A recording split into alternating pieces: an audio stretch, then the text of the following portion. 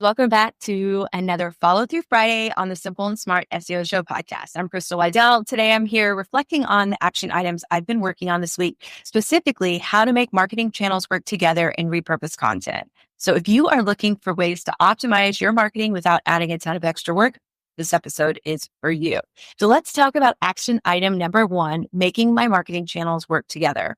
I'm using SEO-driven blog and product paid content, Pinterest, Instagram, LinkedIn, TikTok, YouTube, and email marketing to promote collage and wood. But the big question is, how well are all of these channels working together? So for example, I have Pinterest pins driving traffic to my blog, but I'm not always capturing those visitors with a strong call to action.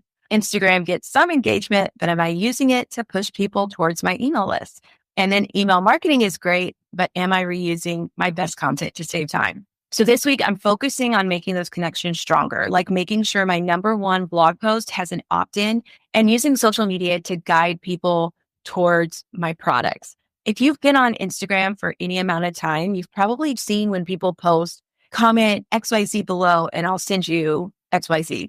I've seen that program mini chat before, and I realized I was like, that could be an opportunity for me to promote engagement on Instagram by saying, just comment senior night below to get our senior night catalog or something to push them towards my email list. So I downloaded mini chat and I'm going to be working on that. So just an idea for you, if you've ever thought, okay, I'm a product seller, how do I build my email list or really capture people's emails in a meaningful way? That's something that I thought about and I'm going to test out. Stay tuned for more news on that. But the takeaway for you is just look at how your marketing channels interact. Are they leading people toward a next step? If not, it might be time for a strategy tweak.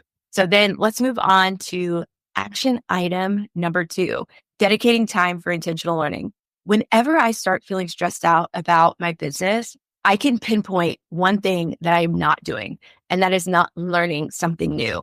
A lot of people are overwhelmed by information, but I thrive on it. And if I'm too head down in the weeds for too long of a period, I actually start to feel a little bit depressed. And so I loved Rachel's suggestion about taking a little bit of time each week to learn something new.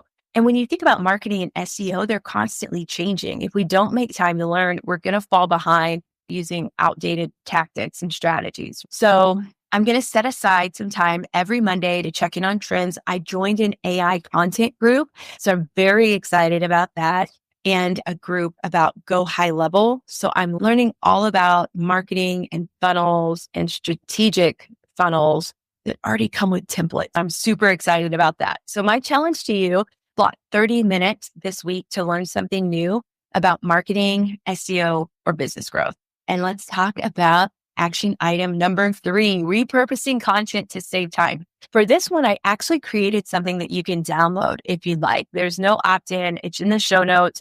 It's a simple content repurposing spreadsheet. One of the biggest mistakes I've made is thinking that I always need to create new content when I have really great stuff already sitting on my site. If you've been in business for longer than 5 minutes, you've probably created a lot of content. So here's what I'm repurposing. I want to turn my blog posts into short form Instagram reels and Pinterest pins. I want to break down my best performing blog posts and put that in my email newsletters.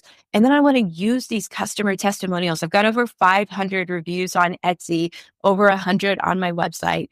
And I want to use those in my marketing and show that off on all my social media. So my next step is to use this simple content repurposing tracker that I made, that I'm also dropping in the show notes for you to use if you'd like, so that I can see what's already been used and where it needs to go next. So my challenge to you is to find one piece of content that's already killing it and turn it into something new. Let's recap action steps from this week's episode of the Simple and Smart SEO Show featuring Rachel Proctor of Unlimited Mix Marketing. Let's strengthen the connection between our marketing channels. Let's dedicate weekly time to learning and refining strategies. Let's repurpose existing content across multiple platforms. And if one of those stands out to you more than others, I'd love to hear that one action you're taking this week to move your marketing forward. You can message me on Instagram at Simple and Smart SEO, or you can shoot me an email, hello@simpleandsmartseo.com. If you're listening to this on a podcast player, there's actually a place where you can send me a text message. So just look for that send me a text link, and that will come to me directly as well. If you need help optimizing your strategy, I'd love to work with you. You could sign up for one of my coaching calls at simpleandsmartseo.com.